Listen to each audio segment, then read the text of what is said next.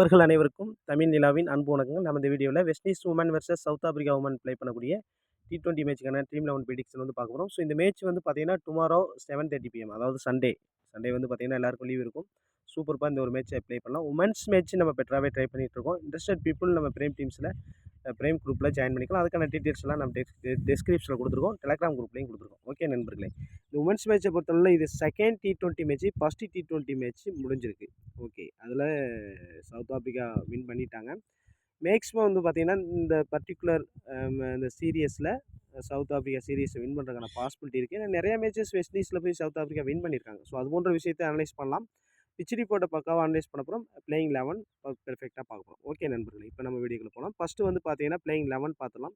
So playing 11 பொறுத்தவரை last match play பண்ண playing 11 அதே தான். ஸோ ஒரு சில சேஞ்சஸ் இருக்கலாம், மேக்ஸிமம் இருப்பதற்கான சான்ஸ் இல்லை, அதை பார்க்கலாம். வெஸ்ட் இண்டீஸ் உமனை பொறுத்தளவில் ஜோசப் மேத்யூஸ் இன்னிங்ஸை ஓப்பன் பண்ணுறாங்க. ஸோ அதுக்கடுத்து வந்து பார்த்தீங்க அப்படின்னா கிரிமெண்ட் நம்பர் 3ல் வர்றாங்க. ஒரு டீசன்ட் பேட்ஸ்மேன், அந்தளவுக்கு ரீசன்ட் பெர்ஃபார்மன்ஸ் அந்தளவுக்கு ரேட்டாக இல்லை. கேம்பல் சூப்பர்பான ஒரு பேட்ஸ்மேன் நம்பர் 4ல் வராங்க. ஹென்ரி சூப்பர்பான ஒரு ஆல்ரவுண்டர், ஃபாஸ்ட் பவுலிங் ஆல்ரவுண்டர். அது மாதிரி பார்த்தீங்கன்னா கஜினாபி ஸோ டீசெண்டான ஒரு பேட்டர். அதுக்கடுத்து வந்து பார்த்தீங்கன்னா க்ளோஸ்கோவ் ஒரு டீசெண்டான ஃபாஸ்ட் பவுலர், நல்ல ஒரு ஆல்ரவுண்டர், பேட்டிங் திறமையும் இருக்குது. ஸோ அது மாதிரி அலைன் ஒரு ஆஃப் ரைட் பவுலர் ஒரு மீடியம் ரைட் ஆம் மீடியம் பேசர்.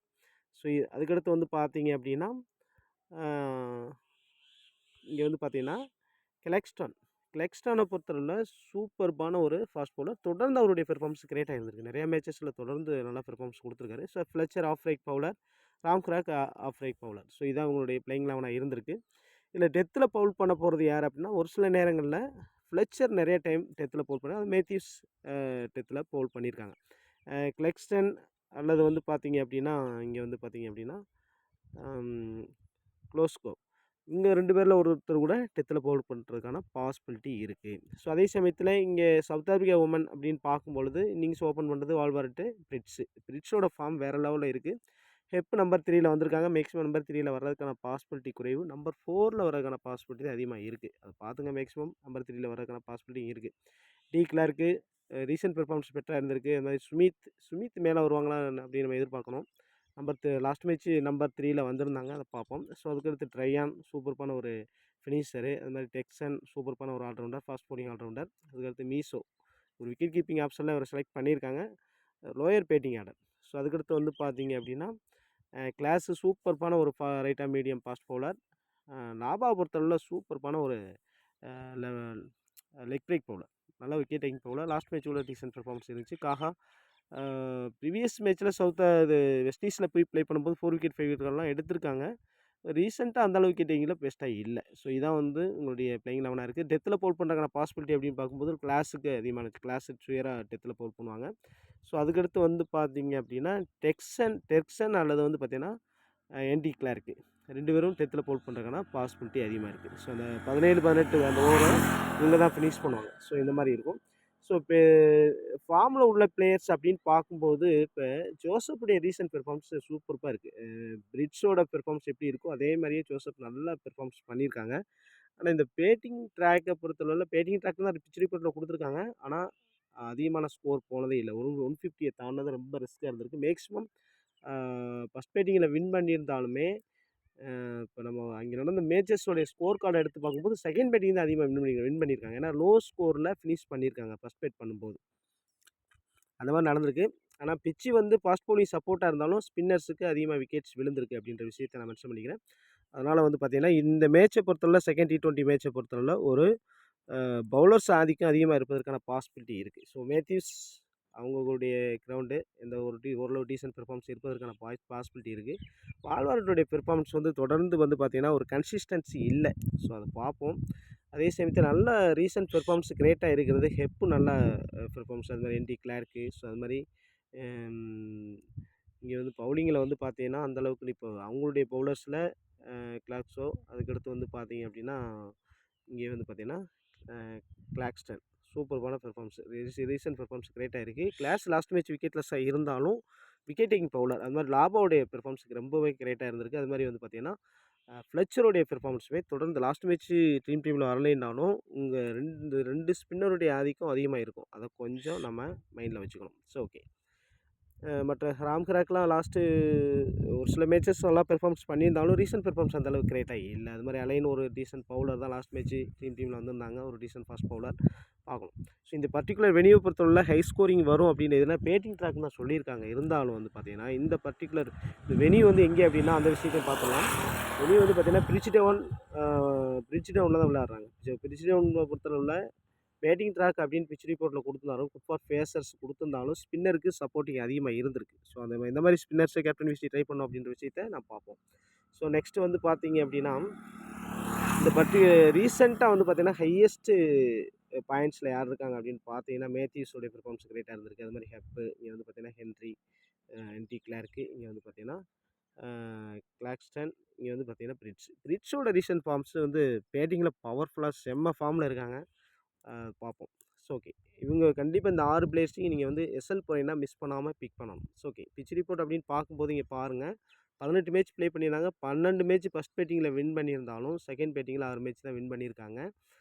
ஓரளவு டீசன்ட் பேட்டிங் ஒரு 150 அடிச்சுட்டா ரீச் பண்ணுறது ரொம்ப கஷ்டம் இந்த பர்டிகுலர் வெனியூ பொறுத்தவரை. அது இங்கிலாந்து வந்து பார்த்தீங்கன்னா 157 ஹையஸ்ட்டாக அடிச்சிருக்காங்க. அவரேஜ் ஸ்கோர் 114 தான் சொல்லியிருக்காங்க.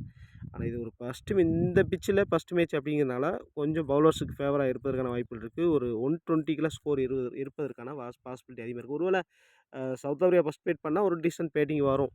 அதே சமயத்தில் இந்த பர்டிகுலர் வெனியூவில் வெஸ்ட் இண்டீஸோட வெற்றிங்கிறது உமன்ஸோட வெற்றிங்கிறது ரொம்ப ரொம்ப குறைவாகவே இருந்திருக்கு. ஸோ அதுக்கான ரீசன்ஸ் நம்ம சொல்கிறோம் பாருங்கள். இங்கே ஸ்கோர் பேட்டர்ன் பாருங்கள், 150 கீழே தான் 17 முறை இருந்திருக்கு. 150க்கு மேலே ஒரே ஒரு முறை தான் வந்திருக்கு. ஸோ அதை வச்சு நம்ம தெரிஞ்சுக்கலாம். இந்த பர்டிகுலர் வெனியில் எந்த மாதிரி ஸ்கோர் வந்திருக்குன்னு பாருங்கள். ரொம்ப எல்லாமே ஒரே ஒரு மேட்ச் மட்டும் தான் 157 வந்திருக்கு. மற்ற எல்லாமே ரொம்ப லீஸ்ட்டு ஸ்கோர் தான். அதனால் பெருசாக நம்ம ஸ்கோரை எதிர்பார்க்க முடியாது. விக்கெட்ஸ் அதிகமாக விழுந்திருக்காங்க. பாருங்கள், ஃபஸ்ட்டுலேயே வந்து அதிகமான விக்கெட்ஸ் விழுந்திருக்கு. ஃபஸ்ட்டு பேட்டிங்கில் தான் அதிகமாக விக்கெட்ஸ், மேக்ஸிமம் செகண்ட் பேட்டிங்கில் அதிகமாக வின் பண்ணியிருக்காங்க. அந்த விஷயத்தையும் பார்த்துங்க. ஸோ அதுக்கடுத்து ஜிஎல் பிளேயர்ஸ் அப்படின்னு பார்க்கும் பொழுது நான் அவங்களெல்லாம் இந்த பிளேயர்ஸ் எல்லாமே லீஸ்ட் பிக்கில் இருக்காங்க. ஒரு 11 பிளேயர்ஸ் வந்து லீஸ்ட் பிக்கில் இருக்காங்க. 11 பிளேயர்ஸ் வந்து பார்த்திங்கன்னா ஹையஸ்ட் பிக்கில் இருக்காங்க. ஸோ கண்டிப்பாக இந்த லீஸ்ட் பிக்கில் இருந்து இங்கே 1 or 2 பிளேயர்ஸ் அல்லது 3 or 4 பிளேயர்ஸ் வரை ட்ரை பண்ணலாம். அந்த மாதிரி ட்ரை பண்ணும்போது நீங்கள் ஒரு ஜிஎல்ஐ வின் பண்ணுறதுக்கான பாசிபிலிட்டி இருக்கும். ஸோ அந்த மாதிரி பார்க்கும்போது இங்கே இருக்கக்கூடிய பிளேயர்ஸில் யாரெல்லாம் நல்ல பெர்ஃபார்மன்ஸ் ரீசன்ட், அதாவது கிளாஸை பொறுத்தவரை T20 சூப்பராக 3-2 விக்கெட்டு தொடர்ந்து எடுத்திருக்காங்க. நல்ல ஒரு பெர்ஃபார்மன்ஸு. அது மாதிரி இந்த பவுலரில் வந்து பார்த்தீங்கன்னா கிளாஸோ வந்து லாஸ்ட் மேட்ச்சில் 3 விக்கெட் எடுத்தாலும் அவருடைய பிக்கிங் கம்மியாக இருக்குது. சுயராக நீங்கள் ட்ரை பண்ணலாம். மற்ற இந்த 3 பிளேயர்ஸில் எனி ஒன்று வேணால் ட்ரை பண்ணி பார்க்கலாம். டெக்ஸனுடைய இந்த ஃபஸ்ட் போலிங்னா சுயராக நீங்கள் ட்ரை பண்ணி பார்க்கலாம். பேட்டிங் எபிலிட்டி இருக்குது, டெத்தில் பவுல் பண்ணுற பாசிபிலிட்டி இருக்குது. பேட்டிங்கில் அப்படின்னு பார்த்தீங்கன்னா இப்போ வந்து பாருங்கள், ஜோசப்புடைய ரீசன்ட் பெர்ஃபார்மன்ஸ் கிரேட்டாக இருக்குது. லீஸ்ட் பிக்கில் தான் இருக்காங்க.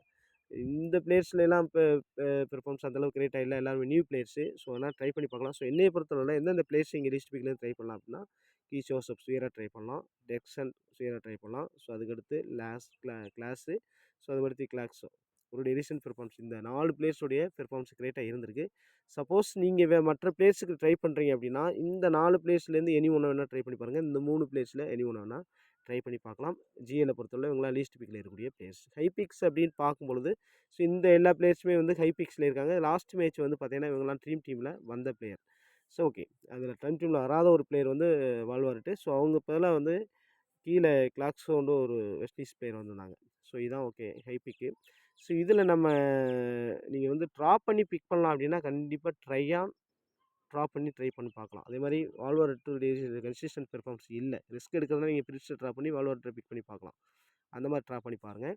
இங்கே வந்து பார்த்தீங்க அப்படின்னா பவுலர்ஸில் இவங்களுடைய பெர்ஃபார்மன்ஸ் கிரேட்டாக இருக்கும். நீங்கள் ரெண்டு பேரை தான் நீங்கள் ட்ராப் பண்ணி பார்க்கலாம். மற்ற பேரை நீங்கள் ட்ராப் பண்ணி பார்க்குறது ரொம்ப ரிஸ்க்காக இருக்கும் அப்படின்னு நினைக்கிறேன். அதே சமயத்தில் ஹென்ரியுடைய பெர்ஃபார்மன்ஸு சில நேரங்களில் பேட்டிங்கில் பவர்ஃபுல்லாக இருப்பார். செம்ம பவர் ஹிட்டரு. அது மாதிரி நீங்கள் ஒரு வேளை ரிஸ்க் எடுக்கிறதா கேம்பில் நீங்கள் ட்ராப் பண்ணி பார்க்கலாம். அந்த மாதிரி நீங்கள்னா ஹை பிக்கில் ட்ராப் பண்ணி பாருங்கள். ஸோ ஓகே, இந்த மாதிரி இப்போ ஒரே ஒரு டீம் மட்டும் நான் உங்களுக்கு வந்து டெமோ டீம்ஸ் காமிச்சிறேன். இதில் வந்து பார்த்தீங்க அப்படின்னா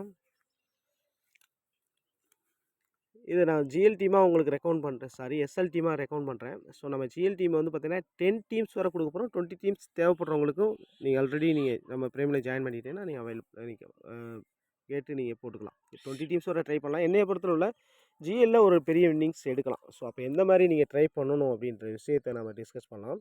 ஸோ இதில் வந்து பாருங்கள், நீங்கள் வந்து அலைனுடைய பெர்ஃபார்மன்ஸ் அந்தளவுக்கு கிரேட் இல்லை. உங்களை ட்ராப் பண்ணி நீங்கள் வேறு பவுலர்ஸில் வந்து ஃப்ளெச்சரை நீங்கள் பிக் பண்ணலாம். வெஸ்ட் இண்டீஸ் வந்து ஆஃப் ரைட் பவுலர் டெத்தில் பவுல் போடுறதுக்கான பாசிபிலிட்டி இருக்குது. அது மாதிரி ட்ரையான நீங்கள் ட்ராப் பண்ணிவிட்டு இங்கே வால்வர்ட்டு கொண்டு வரலாம். அந்த மாதிரி மாற்றி ட்ரை பண்ணி பாருங்கள். கிளக்ஸோட ரீசன் பர்பஸ் தொடர்ந்து இருந்துகிட்ருக்கு. இங்கே ட்ராப் பண்ணுறதுனா இங்கே கேம்பில் வேணால் ட்ராப் பண்ணி பாருங்கள். கண்டிப்பாக நீங்கள் வந்து கீ சோர்ஸப்போ வந்து நீங்கள் பேட்டிங்கில் ட்ரை பண்ணி பாருங்கள். நல்ல ஒரு சாய்ஸாக இருக்கும். இந்த மாதிரி நீங்கள் சேஞ்ச் பண்ணி கரெக்டான நான் டெஃபினட்டாக வந்து நான் ஆன் டைமில் ஏன்னா டுமாரோ 7:30 PM தான் மேட்ச்சு. ஸோ ஆன் டைமில் எந்த மாதிரி நம்ம எஸ்எல் டீம் ட்ரை பண்ணோம் அப்படின்ற விஷயத்த நம்ம எஸ்எல் டீமை கொடுத்துருவோம். ஸோ எஸ்எல் டீம் நம்ம ப்ரீம் மெம்பர்ஸ் மட்டும் தான் கொடுக்க போகிறோம். ஸோ ப்ரீம் டீம்ஸ் வேணும் ஒரு ஒரு 10 ஆர் 20 டீம்ஸ் ஜிஎல் டீம்ஸ் வேணும் அப்படின்னா நம்ம ப்ரைமில் ஜாயின் பண்ணிக்கலாம். அதுக்கான டீட்டெயில்ஸ் எல்லாம் டெலகிராம் குரூப்பில் கொடுத்துருக்கோம். டிஸ்கிரிப்ஷனில் நம்மளுடைய வாட்ஸ்அப் நம்பர் கொடுத்துருக்கோம். நீங்கள் ஜாயின் பண்ணிக்கலாம். ஸோ ஓகே நண்பர்களே, நம்ம மெயினாக கான்சென்ட்ரேட் பண்ண போகிறது 2 மேட்சஸ். இந்த மேட்ச் வந்து பார்த்தீங்கன்னா டுமாரோ 7:30 PM நெக்ஸ்ட் ஒரு மேட்ச் இருக்குது. ஸோ அந்த 2 மேட்ச்சுமே தொடர்ந்து ட்ரை பண்ண போகிறோம். உமன்ஸ் மேட்சை பொறுத்தவரை பெட்டராக நம்ம ட்ரை பண்ணலாம். ஸோ இதுக்கான ஒரு சிம்பிள் ப்ரிடிக்ஷன் நான் வந்து டெலகிராம் குரூப்பில் அப்டேட் பண்ணிடுறேன். அதையும் நீங்கள் பார்த்துங்க. ஓகே நண்பர்களே, மீண்டும் இன்னொரு வீடியோ சந்திப்போம். நன்றி, வணக்கம்.